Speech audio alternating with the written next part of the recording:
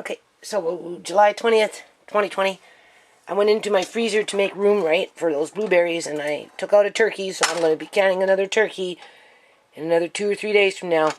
But I found some salmon from back in the day, pre-Fukushima. This is pre-Fukushima. Now, I've already canned some of this pre-Fukushima, but I left one bag behind, and it was buried, and I found it. So it's been in the freezer for a very long time. However, it's never been cooked. It's always been frozen. So it will work perfectly fine. Okay. So I put half a teaspoon of salt in each one. And they say if you want softer bones, put a little bit of vinegar. So I put a half a teaspoon of vinegar in each one. As you can see, between the salt and the vinegar, it's clouding up a little bit. And then I took just a little teeny weeny bit of chili pepper, right? You know, like the hot chilies, those little red ones. Just, you can see, just a little bit per one, not a lot. And now I'm put the lids on, and then it's 100 to 110 minutes. I'm going to do it 110 minutes in the pressure canner. Okay, so for what it's worth, honestly, I don't remember what I paid for it. I think it was something like $25 a bag. That's what I'm thinking.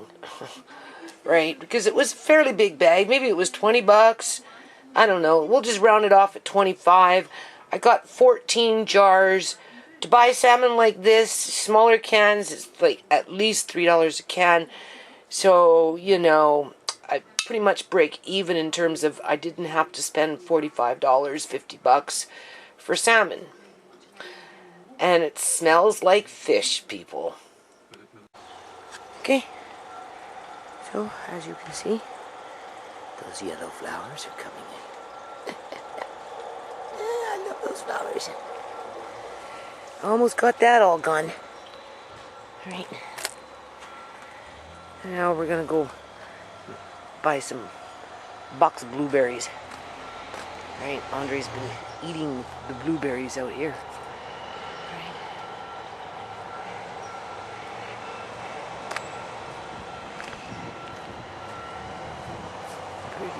Pretty nice. It's coming along.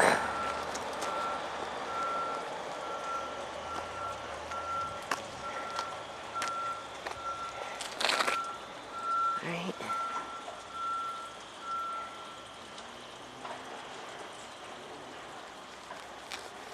And then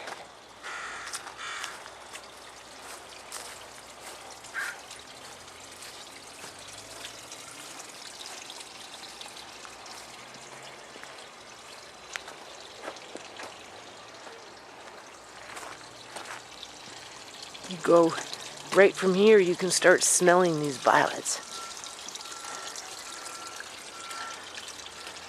Right, this is so awesome. This is awesome. Oh my God. This is so awesome. It's awesome standing here. You feel like you're kind of like in a little mini forest. It smells so nice with the lilacs, the violets. That's a herb. That's a Japanese herb. Yeah, that's what that is. I should actually cut off some leaves. I can't remember the name. It starts with an SH, I think. Yeah, just prop that up on it. No, it's a herb. Look at these babies. Yeah. That's nice. Hey, come on, let's see how you're doing. Okay, people, so do you see that? It's a rose. A nice looking rose.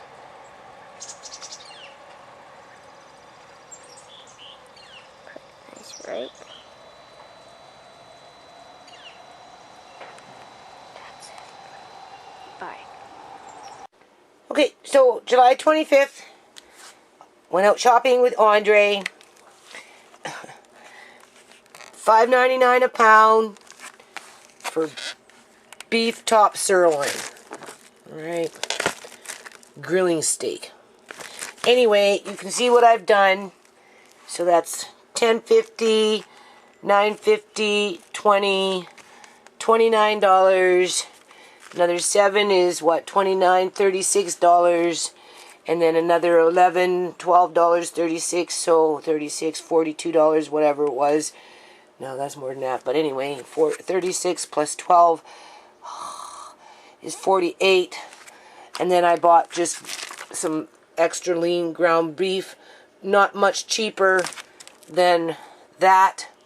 That was $4.99 a pound. That was $5.99 a pound. You can see I didn't get very much for my money, but apparently I saved half price. Right? Because it was on sale. So they would have had this regular for $12 a pound. This is what I'm saying. So anyway, I am vacuum sealing them, and they're going in the freezer. I'm not canning these. I'm vacuum sealing it all. So hold on. Okay, so this is what I've done in the last, I don't know, what, 3 days? 3 days? Going 3 days, 3 or 4 days. I went and got the turkey. Remember last video what I was talking about a turkey. So anyway, I got, what was it, 9 jars of turkey, right? So I'm going to give my son, start him off with 3. And I asked him about the broth. He said he would prefer a quart-sized jar. Now, this broth is really good. It's richer. That was the last time I made turkey. This one here, you can see the color is not as rich, right? Well, maybe you can't tell right now, but anyway, I just put down mild turkey broth, right? Because this one's much milder. I just wanted to not waste the nutrients from it. So I did this. I did the broth last night. Canned it, that is. I canned the turkey the day before. And before I canned the turkey, I canned that pre-Fukushima salmon, which I'm taking down. And I've left up a couple little jars for myself upstairs just to see if I like it. And if I don't like it, because it sat in the freezer for a very, very, very long time. The cats were eating it raw, so they liked it, right? So here it is right here. Right? Doesn't have a lot of liquid. But that's okay. I put in, what do you call those things? I put in a little bit of the pepper. You can see not that much liquid in there. But that's okay. Everything's sealed. So for some reason, I don't like this one. After I open it, it can always go for cat food or raccoon food because they were eating it when I was working with it, right? So I'll let you know when that time comes. And then, of course, $61 in beef. You can see that's not very much. $13 was hamburger just by itself. I left a little bit out to make some hamburger, just a couple patties. I'll put some breadcrumbs or oatmeal or something in with them. The rest of it, though, I'm freezing it, and I'm going to have to do this again because I don't have nearly as much. Now, what's going to happen now is I'm going back out into the yard, right? And my son's going to be going to get me berries, blueberries, and another box of strawberries. Hold on. I'm kind of tired. He's going to get me another box of strawberries. And I'm going to take off the stems. Then I'm going to freeze them. And then I'm going to vacuum seal them and freeze them that way. After they're frozen. Right? Then they stay fresher. And I get 3 or 4 boxes of blueberries. So I made a little bit of room in my freezers. Now I just have to organize it. And that's why I took out the turkey. Then I found that fish. Right? And of course, you know, I want more beef because beef is so expensive. That was $61 worth of beef. And everything was on sale.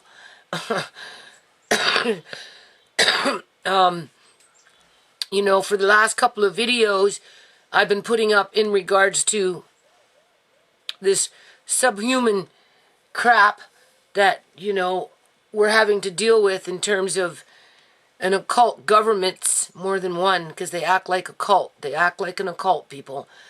Okay? You know, this isn't even flu season yet, or cold season, and they're acting like an occult. So I figure by October, November, December, you know, they're going to come in with a heavy hand, They don't care if they disrupt 2 million lives in the province of British Columbia, Canada. They don't care if the manufactured poverty remains the same. If anything, they want a bigger gene pool to harvest. None of that's changed, okay? Now, what has changed, though, is I've come across a channel, and I'm going to add it into my description, and I'll leave a link as well in the comments section, for this person that does a much better job than I do in terms of exposing the oddities and inconsistencies around what's in the world when it comes to human beings or non-human beings, whether they're robotic, whether it's a hologram, whether it's a alien, whether it's a cyborg, whatever it may be. You know, first of all, there's nothing new under the sun. And, you know, the world has come and go many times. We have the pyramids and, you know what I'm trying to say here, right? So I'm trying not to, like, get all bent out of shape and worried about being eaten by a alien for my adrenochrome, right? I'm pretty sure that's what they went after for with Sierra. You know, Shimei, they wanted her teeth and her ovaries and her eggs and her organs because she was young and healthy. And they may very well have done something with her body. This is how I feel, people, right? And that's why I've been doing my own little videos in regards to what's in the eye, right? I talked to my son about it, and he goes, "Whoa, Mama, like, you just going kind of off the deep end." And I'm like, no, because there's other people out there that do a better job than the way I've been doing it. And then I explained to him that if my government in British Columbia, Canada, wasn't lying to the population, then maybe I would debunk what I've been saying in terms of I don't think that we're dealing with just straight up human beings. I really don't. People, they act too much like an occult, first of all, and they're just been placed into positions of power where, they can corral the population with their manufactured poverty and their corrupt legislation that denies access to independent autopsies, forensic reports, just the whole 9 yards, right? I told my son how the New Democratic Party, and it wouldn't matter, people, if it was the BC Liberals, the Green Party, the Conservative Party, it doesn't matter, because this is a takeover. This is a takeover of Earth, right? And the inhabitants of Earth. This is a war. Some people call it a spiritual war. Some people, I don't know. It's more than just a spiritual war, okay? So anyway, I told my son, if they weren't doing fake pre-recorded live streams that I've documented, people, 1 week in advance, 3 days in advance, 1 day in advance, if they weren't doing that and then restreaming them with fake death numbers and fake COVID numbers and fake brandy stripper infections with COVID at the club, right? Days in advance before it even broke out in the news that there was a club to go to, because as far as everyone was concerned, all the bars were supposed to be shut down. I told my son, then maybe I would feel different. But I've caught them in their lies, people. Several occasions I've documented. And go, show me what you. And I'm like trying to explain to him, but because I'm not fluent. Sorry for bothering you. Because I'm not fluent with my videos in terms of perfection when it comes to the visualization aspect of it, or how quickly the information is relayed in terms of that imagery moving fast, the way people like to receive it, right? And with being shadow banned and my channel being hijacked and everything, whatever I'm saying isn't getting out there. The information is just not getting out there. So anyway, I came across a channel. Maybe you know it, maybe you don't. I highly recommend that you take the time to use your critical thinking skills with an open mind and maybe watch some of this person's videos to get a feel for what we might be dealing with outside of the premeditated breach of trust, false pretense, conspiracy, lies, because our government is lying to us. And if they're going to lie to us, what else are they lying to us about? And that's why I'm looking into their eyes. But other people have been doing it long before me, and they're better at it than I will ever be, because one, I don't have the editing software. I don't have the time or energy, energy. I don't even have the energy, people, really, to learn new software that, one, I don't even have, and try and bring that information to the forefront so that, you know, people can defend themselves, right? Because as much as this is nice to have in the event of the next wave of the plandemic, where everybody's going to be put back into lockdown, and who knows what else they're coming in with, people, you know, we need to can't be just having food in the house. That's not the only thing that's going to save us, right? So I highly recommend you go into some of this person's videos, take a boo, and, you know, keep an open mind with critical thinking skills. And I'm going to keep doing what I'm doing, although I'm not going to focus too much. I'm still working on it around this because, again, you know, my pictures are blurry, and, you know, and anyway, I just wanted to show you what I've been doing. And now I'm going to be putting this away, and then for the next couple of days, because I keep a pretty steady pace, people. I'm kind of worn out, right? You know, but I have to get out and build, right? I've got that big window I want to put in this week. You know, I've been working on the pond, right? I've got to fix the shed with the roof and just stuff like that, right? I got to get up into the garage and do the rafters. I have to replace a wall. There's lots of things I have to do outside.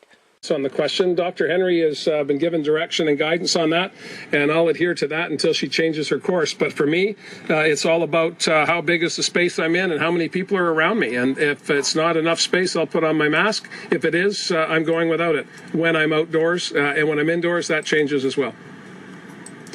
Next question is from Rob Shaw. Another day, another revelation. Oh, hi, Premier. You've been trying to convince Ottawa now for months to provide some federal financial aid for BC ferries. You get a bunch of money put on the table last week. Ferries isn't included. What's going on there? What are you going to do about it? And how much longer can you wait if you're going to be providing assistance to the other transit systems in BC before you have to find provincial money for BC ferries? BC and talking about elections. Between now and next fall, we need to have an election. It's mandated by next October. And so there's an opportunity this fall, there's an opportunity next spring, there's an opportunity next summer. But apparently, when that happens, the NDP, everybody favors them right now. What is clear to me is that the legislature is sitting. We have stimulus dollars that we're But discussing. what's going on, it wouldn't matter to keep the economy going, whether it was the NDP or the services that they need. the BC Liberal in terms of whether we're in a pandemic or not. how they're dealing with a so-called pandemic. From Omar Satadina. Because it's a political agenda, it's something else completely different than what they're telling us. The Prime Minister supporting calls to decriminalize small amounts of controlled substances. First, Omar, I think this is the first time you've ever asked me a question, and I've always been an admirer, longtime fan. Just ended. There. Just ended. It just ended. This was done yesterday, a day ago. It wasn't done today. It was done yesterday. Right? Just concluded, just ended. We know the routine, people. Right.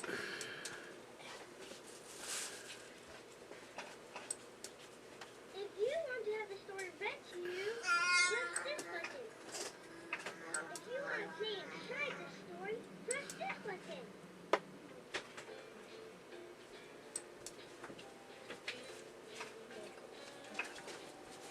Right. Then they'll take it down and repost it as an official live stream on the fly. Okay, so I just refreshed the page. Doesn't even look like they took it down, and if they did, they didn't take it down for very long, because now you can see it's been reposted. So, first they had their live, then the live ended, right? Then, as soon as it ended, people, it posts the actual date on which the live stream was done. So that was done a day ago. Right? You seen that. Normally they take down the post to readjust. But in this instance, I refreshed this page. You can see, which was equal to this page. Right? It showed that. I had 2 pages. I refreshed this page, and as you can see, it's been adjusted 18 seconds ago, based on the last time I refreshed the page. So now we'll refresh the page.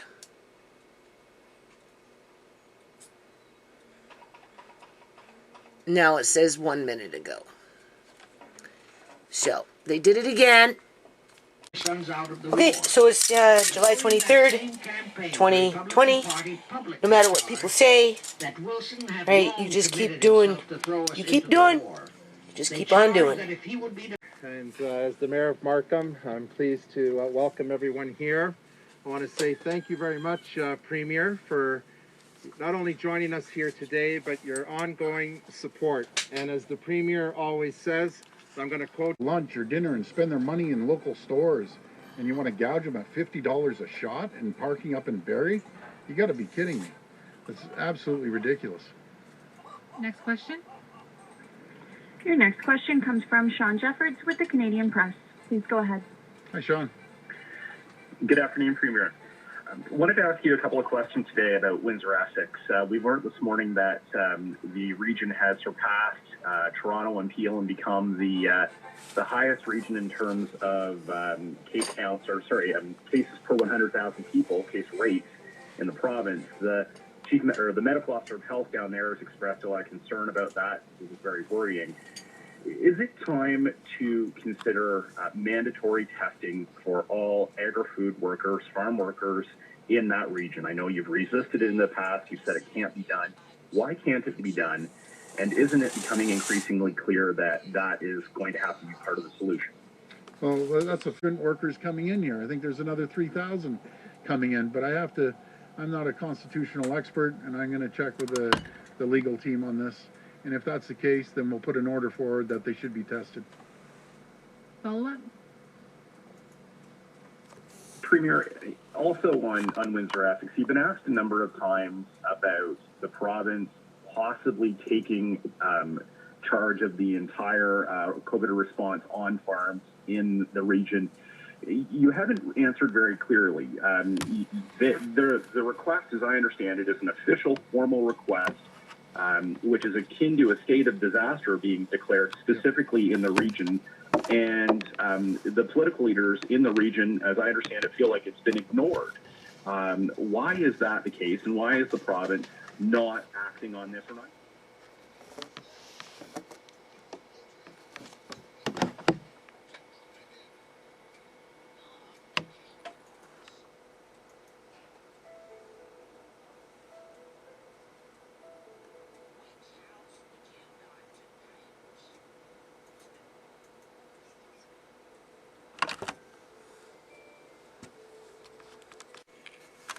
Okay, so now I have it on low speed. Magnifying glass on magnifying glass.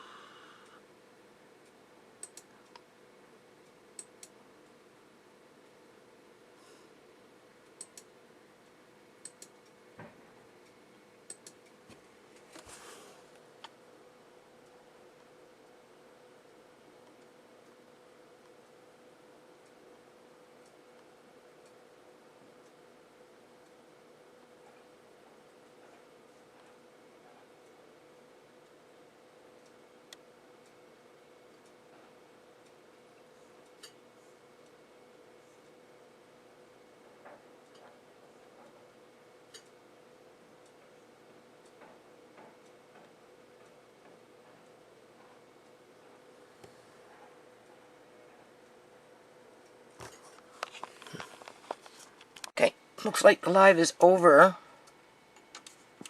What are they doing now? They're doing something. Yeah, see? Oh, wait. It came back on. It kicked out and it came back on.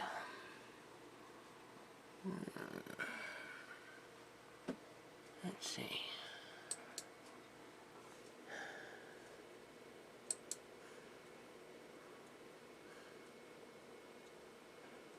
There you go. The live is over, it says 2 minutes ago. Something happened.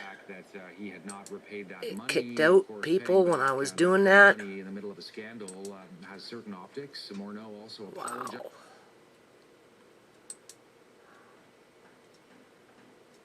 Something happened. It kicked out as I was doing that. So it's hard to say. Maybe it was legitimate. Okay, here it says streamed 10 minutes ago. But here, yeah, let's refresh this page. See? Not lining up. It kicked out on me. I was doing that other stuff. I wasn't paying attention. I told you they're getting fast. They don't want people catching on.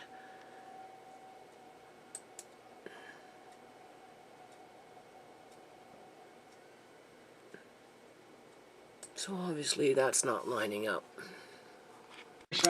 Okay, so it's July 23rd, 2020. No matter what people say, right, you just keep doing, you just keep on doing.